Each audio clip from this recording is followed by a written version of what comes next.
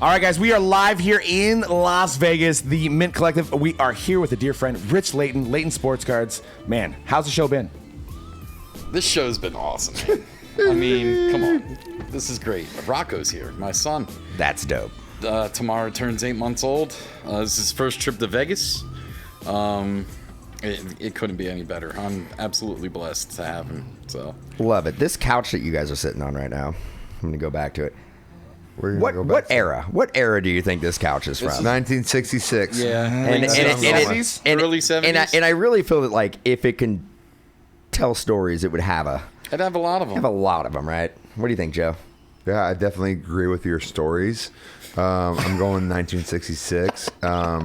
But so your stories. So basically, before the hotel was built, so so you're telling shipped me. it in. So basically, they built the hotel around the couch. They had a crane Yeah, no, come through no. this window. No. Think The about- couch. No, there was like a When was plot the of hotel land. built? It was a plot of land with a couch, and they're like, was- we're gonna build a hotel around it. casino When was that? around the couch. When was the hotel built?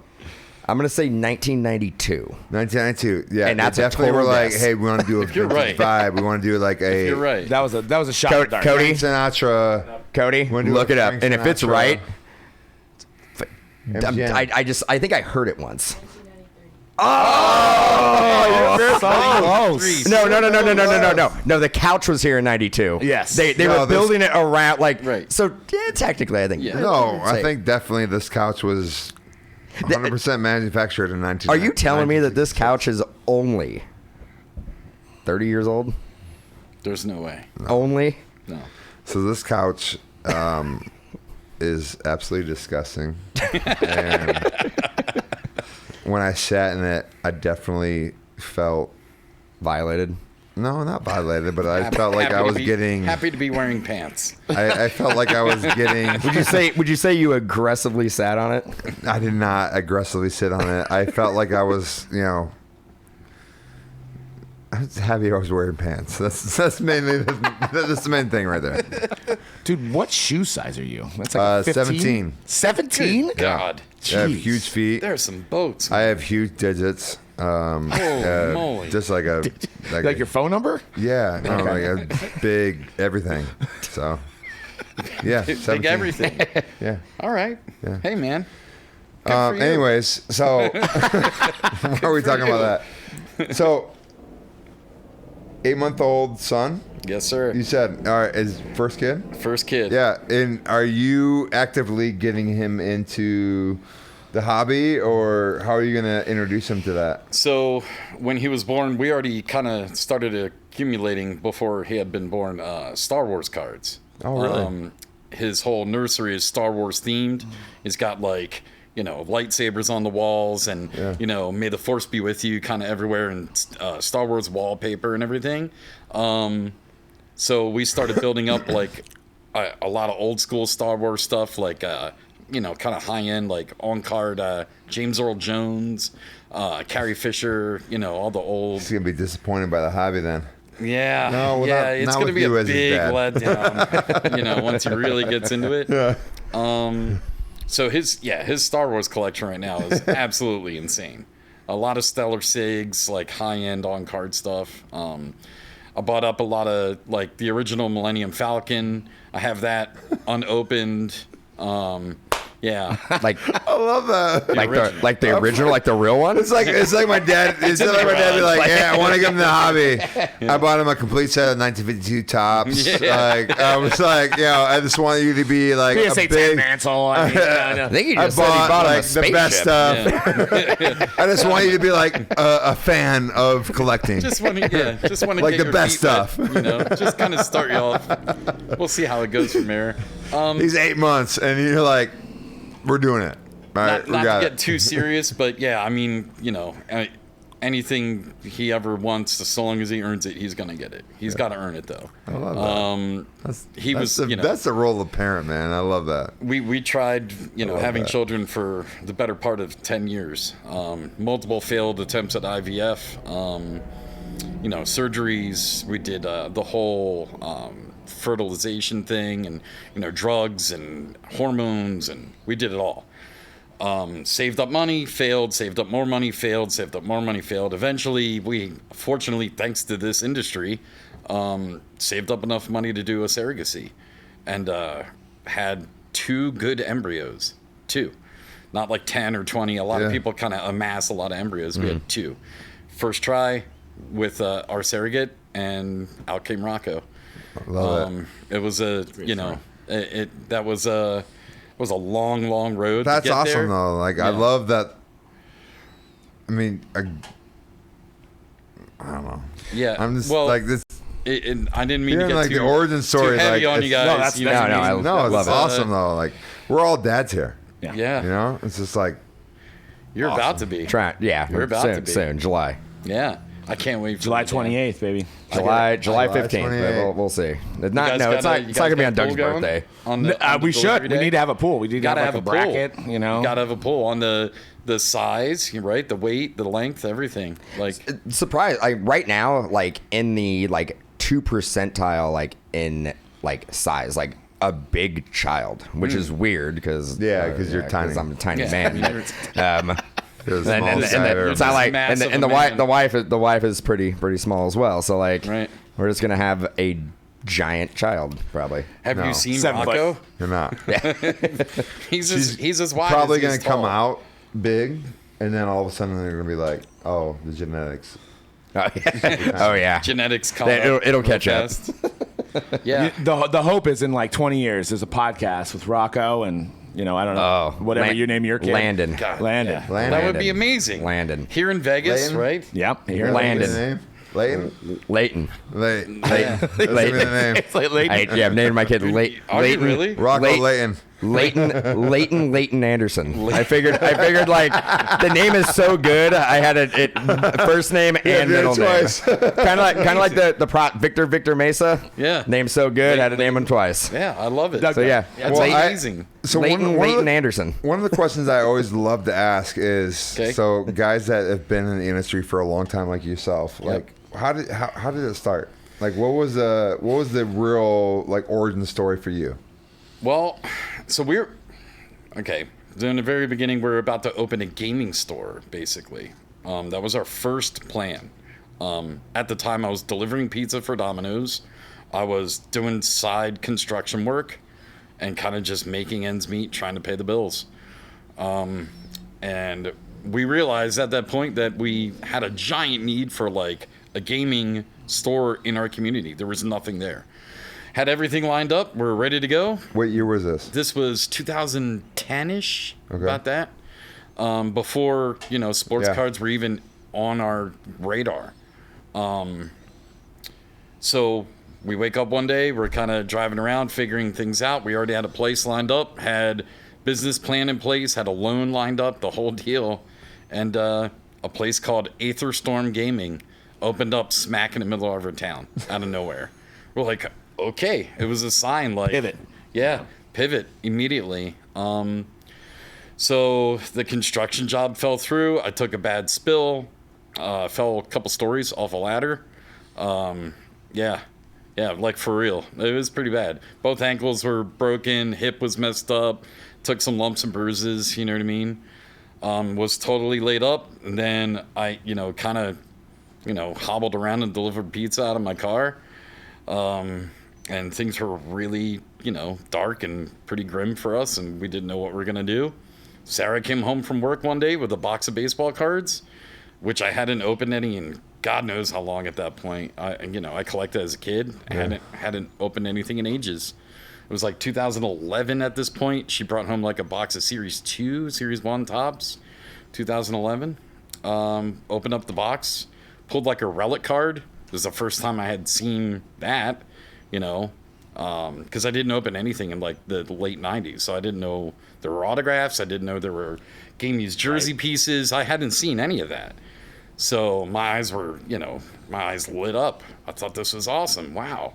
So that took me to our local card shop. I bought a Beckett, which I didn't know at the time that's not what you did anymore, because eBay was already a thing and people were already using that to comp cards. I had no idea.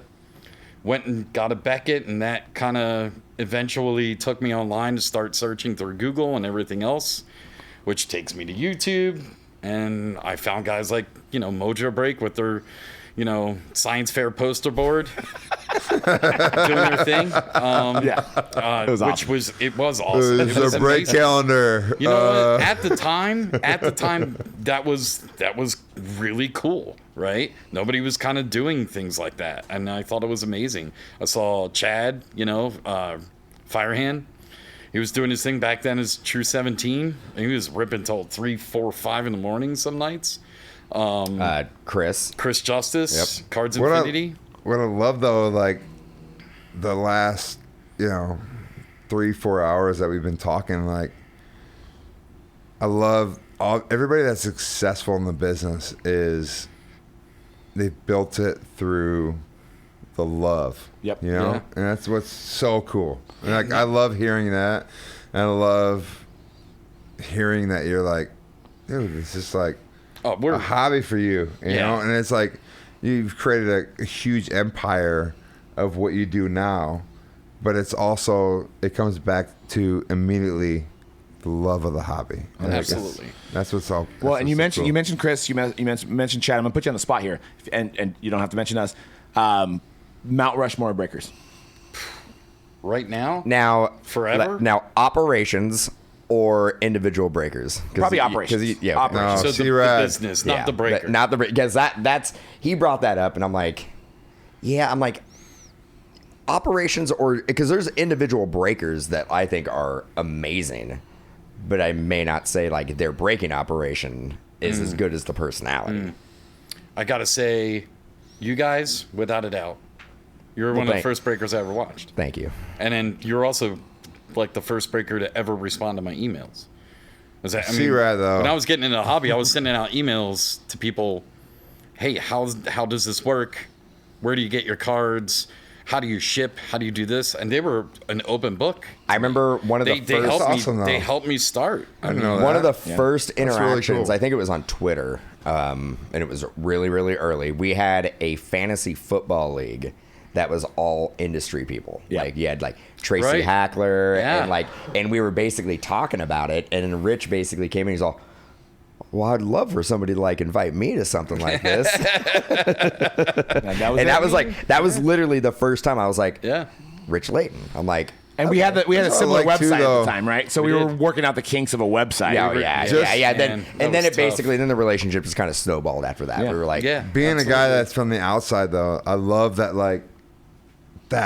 Yeah. Like what you guys are talking about right now is like The camaraderie. You guys are competitors, right? You guys Yeah. are competitors, and you guys have so much respect for each other. Like that's Absolutely. That's what's so awesome about this industry. Like there's a I lot of will people. always love everything about the sports card collecting because like it just brings people together. Yeah. you know?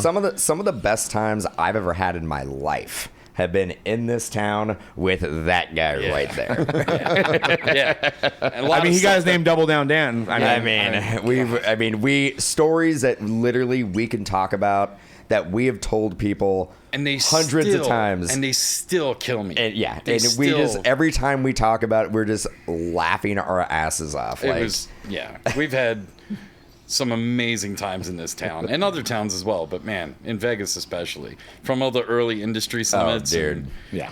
Well, and then I remember was it 14? I think it was 14 Industry Summit. It was your first Industry Summit, I believe, and we were set.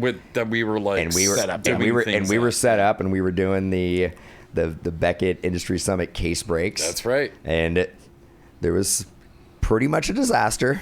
Wow. It went and seeing Rich basically stepping in, Sarah stepping in, Yeah. To help like us, yeah. basically We sorted cards for you. ripping like, Sorted for us. and then you have like all of our you had like Larry from Live Case Break, Yep. like all of our competitors that were basically like came Today. in and just started helping. We us all out. chipped together. Everybody We was all like, chipped in everybody was and like, got it what? done. So Yeah. as a guy that's introduction basically is I've been a collector since I was 6, and I'm the guy that's like I got connected with a bunch of cool kids and started hanging out. But what was that business model like? in the Wild Wild West. Oh, man. It's like it was just like it was literally like a side business. 2010 to like 2017. It was really like what was the business model there? It was just like you're doing it because you loved it. Yep. Or 100%. Yeah, there was 100%. no. I mean, really, the money was like secondary. It was like Yeah. Money didn't come until about 2017. Yeah. Yeah. Like real money. I mean, we were getting by. Yeah. I mean, But none of us not were wealthy. None of us when were did you doing start? this with the We intention started of breaking getting in rich, 2012. Yeah. So like I mean both. I mean like That's 5 years ago. I wear your shirt and it's like breaking since 2010. I'm like, the I know. Yeah, it's were wild. you making money? You know? No, not really. I mean, like so me and him had that's what I we had love, an apartment. though. I mean, we lived in an apartment together, and we did our we kitchen had table. low overhead. Oh yeah. I mean, that was the great thing about it. I would say that like I love that though. Yeah. That's I where quit. You quit before, like you quit your day job. 2012? Before me. Yeah. 2012. I think with me, 2016. I mean, and you had a lot of stuff going on. at the time where like this was actually blowing up, like I actually and I thought this was going to be my career path. I opened up my own music store. Right. I had basically been doing it since I was 17. A couple of the guys I worked with, we bought a music store in San Jose, and I was doing. Hold on, don't gloss over that. No. What position or what? What position? No, not position. Well, last Third base. Talking about football. Last night I basically Talking about was football. convincing you that I What? can be a defensive end. What were you? Last night I was like, Joe, I think I can play in the NFL. Yeah, And then you- he proved me wrong. You cannot. He proved me wrong. Yeah, I'm sure that didn't take very long. Joe humbled me last night. I'm not surprised. he got very plays guitar. aggressive. If you were asked what he played, a guitar player. So my main instrument is guitar. Bass, lead. What are you at? Electric guitar. Lead. Well, You're a I lead mean, guy. yeah, I mean, you kind of do it all. Like You're- you play you're a it, show you play pony. it, you play it. You're a show pony. A show pony. You're a peacock. But in bands, I see that though. I see that in your personality. You're a peacock. I'm a peacock. I love that. He's a front man. But Yes. in He's a Well, I was in the band too. yeah, so. Doug was in multiple bands. You with me. played bass though. No. No. No. Doug What was did you do? He was He's the vocal. lead singer. Really? Yeah. Let me hear it. Like, what do you want me to sing? Anything. So, in high school, Are you really? high school, 17 years old. I do not believe He was that. a singer. Yeah. No. So 17. So we years had an old. original band, and then we did cover band later. Like I've heard your voice. So Are So- you serious? yeah. Pick a song. What do you want me to sing? That's why you guys this are is bad. this is You getting, guys are bad. getting weird. Getting It's weird. getting weird. It Getting didn't weird. take long. Getting weird. Tell Cut my life into pieces. This is my last resort. Damn. Suffocation. No breathing. Don't give up. If I cut my arm bleeding. Oh, you could say Yeah, we've but already that's done not it. like. Yeah. It's Hey, we've censoring it though. Hey, we've already done it. Yeah, but that's not like a great voice. Oh man. Wow. I mean, I'll tell you. I mean, Joe is Oh, my fucking. God. He's just really.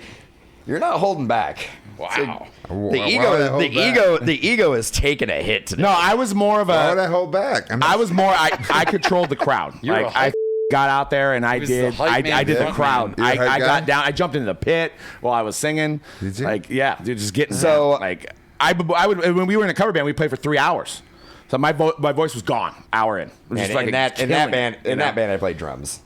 Not toot my own horn, but I could pretty much do I it all. have no musical experience at all. No frontman experience. No. So Just you don't breaking. need that. You don't need that to break. No. So successfully. No. let's go back to the Mount Rushmore thing. Yeah. Because I only named one, and then we went way off. Well, then Doug just started doing. Doug's it. like, man, Doug, we're done now. Doug said actually, Mojo. Doug did You a pander- Papa you Roach pander to the- you acapella, pander to the podcast, which but, like- has never been done before. No. All right, so I was thinking about doing Freebird, but I went with Papa Roach. guys, That's right? my yeah. I say Chris Justice without a doubt. Yeah, that's what we were talking about has too. to be. By the way, he came to. We hosted. We had like a chalet on the 14th hole at the Arnold Palmer Invitational, and I reached out just kind of on a whim, see if Chris would want to go because I know he's a golf guy. Showed up, no questions asked, and hung out and had a great time. So he's the nicest guy. He's the guy that pulled the trout, the orange. Back That in was trout. like Right. back in the day that was like, oh, he might be good. Yeah, he might be. So he was. I heard something about him. He was the first one to actually do the hand cam. You know what I mean? Like nobody was doing that at the time. Right. So he didn't necessarily do group breaks, but it was all personal boxes. So he had a shop. He's like, I'll just take orders and film it.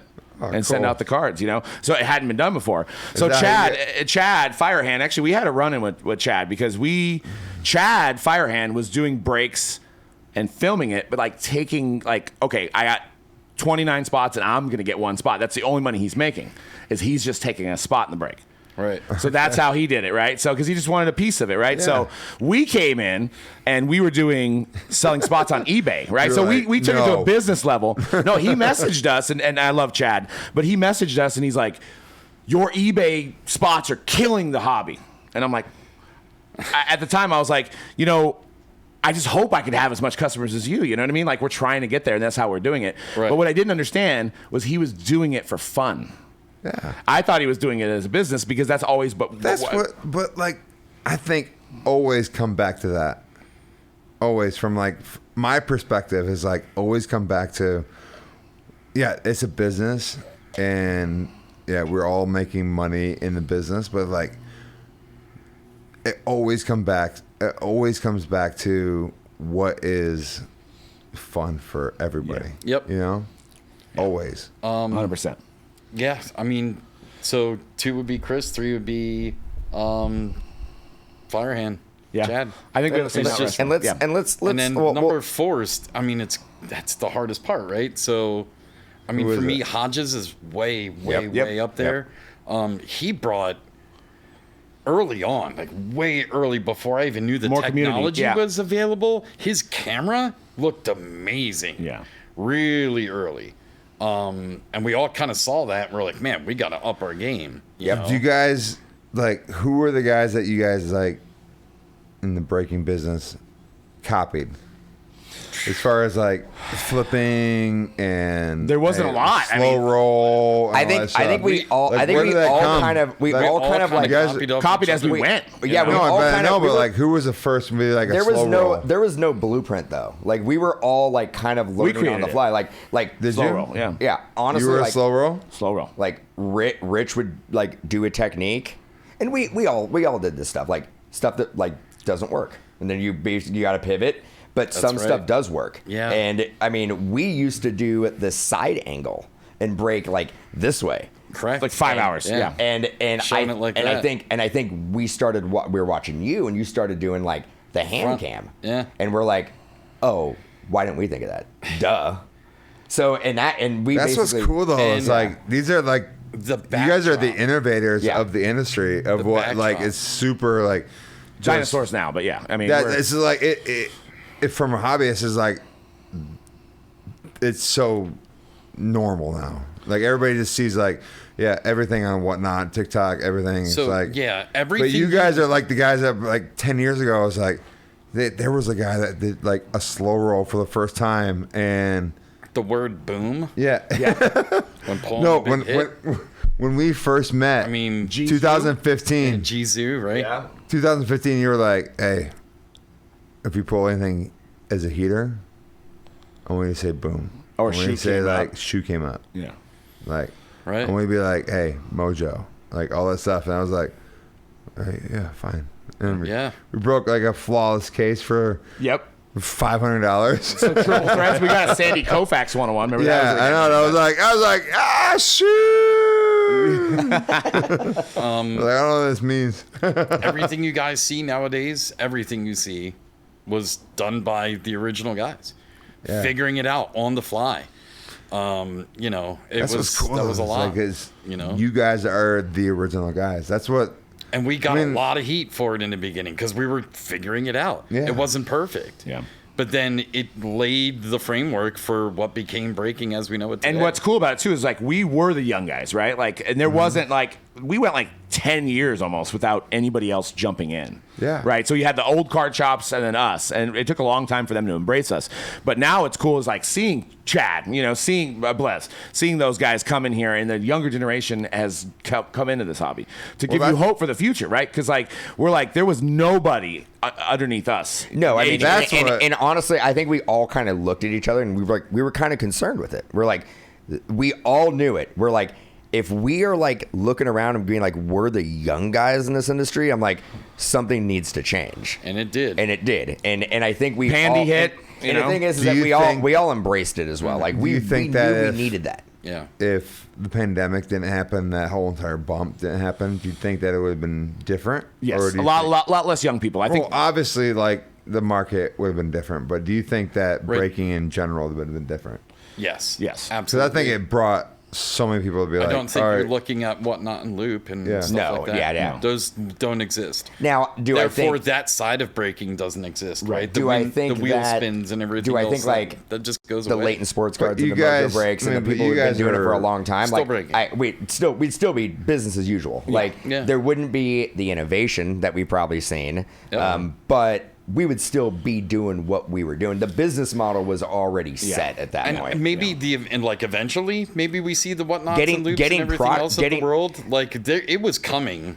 There's no doubt about it. Getting product and stuff like that would be different. Like, I mean, we all remember the times where like you would get NT football and we would all get 100 cases. Like, and you would look at it and go, right. What am I going to do with this? Look at my I got everything. I got everything I ordered. Right. Yep. Like you would just be like, we got to get through everything in one day. Yep.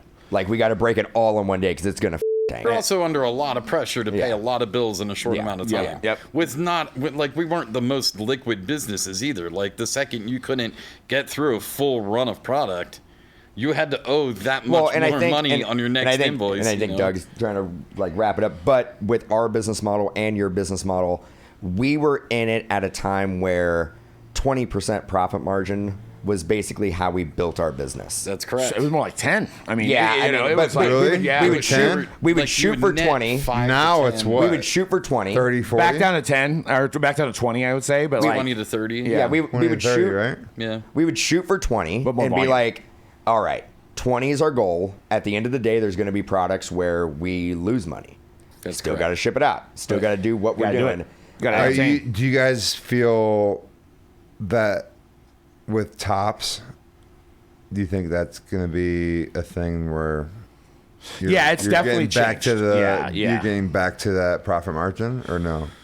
Yes and no on certain products. I mean, they're learning the market just like we were. Though. Yeah. I mean, like they're experimenting. They're starting lower. They're starting higher. They're trying to figure it out at the same time as well. And what's different about this, though, is that they're actually asking us. Yes. And they care if they get it right. And they actually care. And that is weird. We've never... We saw it in the beginning with Panini in like 2012, 2013, 2014. Yeah. Okay? With the people that they had on hand at Panini at the time. They were reaching out. They were trying to start programs and trying to move things. And then kind of a new regime kind of moved into Panini. And I think they got away from that and started to get more into the first off the line thing and kind of the other ventures and sneakers and this and that and the other thing. And I'm not mad at them for it. They had to do what was best for them. But they were getting information from distributors that were selling to us. Exactly. So they didn't have the direct. Right. We would tell Distro would spin their version of it and tell it to them. And good things came out of that. Bad things came out of that. However, right now, I've never seen a more hands-on company in terms of manufacturing in this industry. It's not even close. That's awesome. Not even close. I mean, and it's amazing. That's exciting for the hobby, though. Having something to say about how a product is handled, how it's priced, how they should, different promotional ideas and everything else. Like that's a really big deal. 100%. Yep. Well, I think that's all the time we have. We got to get to our eBay Live, and we got 8 minutes now. Great. Rich, so tell everybody how they can find you. You guys can all find Everybody knows where he's at. LaytonSportsCards.com. Also, LaytonGaming.com. And you have a new gaming location. I do. In Altamont Springs, Florida. 6,000 square feet of gaming space, open to retail. It opens on April 7th. April 15th is our grand opening. We have Victor Larson, former MetaZoo artist, coming in to do signing and hang out and host our first tournament of MetaZoo in the shop. That's awesome. And another cool thing I have coming up, if you guys don't mind me kind of dropping. No, plug it. That's what you're here for. Plug it up. Plug away. This is the first time that anybody's heard this. Oh, exclusive. So I'm dropping exclusive. something on you. Hey, pay attention. So we're gonna be doing an early release break of 2023 Bowman baseball. Nice. What? Either 1 day or 2 days before Bowman drops to the public, which is Wednesday the 26th. So this would be on the 25th, Tuesday. We're going to go live at SGC from their headquarters, and we're going to do the first break ever where people are going to have their cards graded in real time during the break. That's amazing. Oh, shit. That is awesome. That's awesome. A hobby first for Bowman firsts. We're calling it like a first type of thing. Yeah. These guys are going to do like quick turnaround grading. Drew. We're gonna do a little behind spots. I'm getting in. We're gonna try to do it where it's like we only do a few cases, so it doesn't take up a lot of time. So most of the time can be shown like them taking the car and grading it and everything else. So it's gonna be a balance between the two. No, we're taking all the time. It's the first time we've ever done something like this, so really excited to be a part of it. And SGC is like really easy company to work with. These guys are awesome. They've said yes to every idea that we kind of threw at them, and Tops and everybody at Fanatics and Tops that helped put this together was super cool about it. They want to make sure that we've got everything we need and they've got everything they need. So we're going to make sure that a lot of people can get into this break and do maybe like random player style, like all the guys that have. Oh, really? Yeah. Instead of like, it's random teams and we're doing it like this giant expensive break, we're going to try to break it down small. Where maybe a lot more play. And you'll be able to buy spots at Layton Sports Cards. And you will be able to buy spots at LaytonSportsCards.com and watch our socials for promotions and everything else. It's going to be a lot of fun, man. Appreciate it. Dude, guys, thanks for having me on. This is awesome.